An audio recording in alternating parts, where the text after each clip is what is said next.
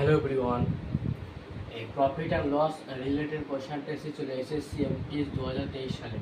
কোশ্চেনটা হলো Raju sold an article to Sohel at 10% gain.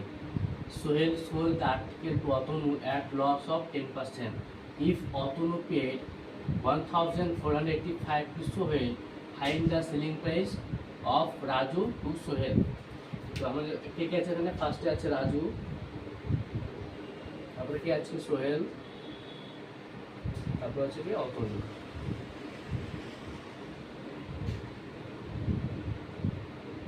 Raju সোহেলকে কি করেছে?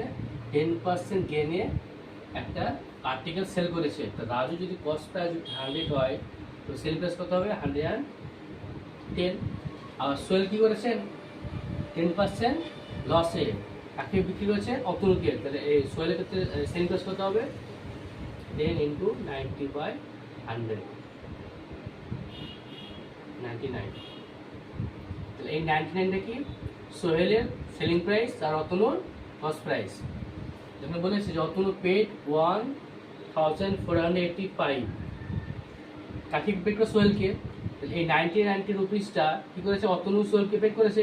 তাহলে বাই কত হবে? 99 ইন্টু, আমি কোনটা ফাইন্ড করতে বলেছে? Selling price of Raju to Sohel.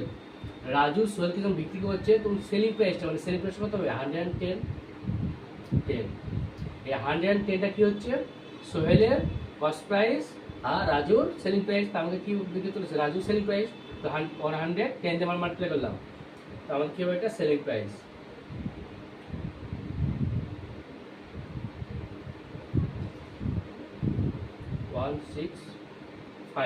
Answer হবে 1650 রুপিস।